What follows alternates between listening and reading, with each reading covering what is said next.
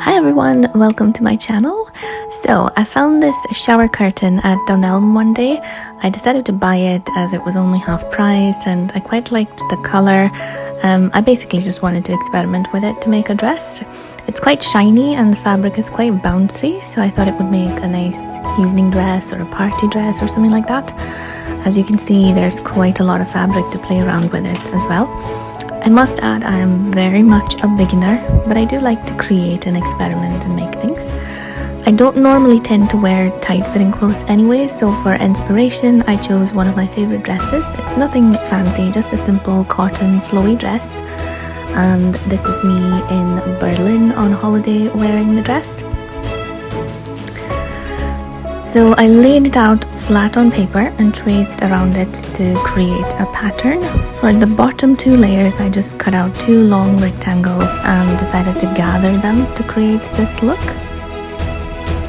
That's my pattern there, and that's my cutout pieces. Now, something I did not anticipate due to lack of experience, obviously, was how much this fabric frayed. As you can see, it was shedding thread left, right and center. So I decided to run a zigzag stitch all around the cut pieces before, they pretty much disintegrated.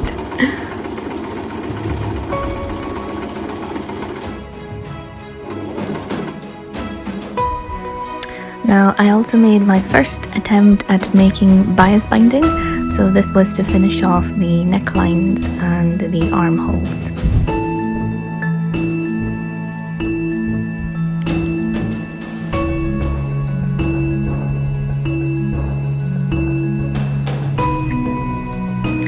And this is the final look paired with a sparkly jacket. Hope you liked it, and I'll see you in my next video. Bye bye.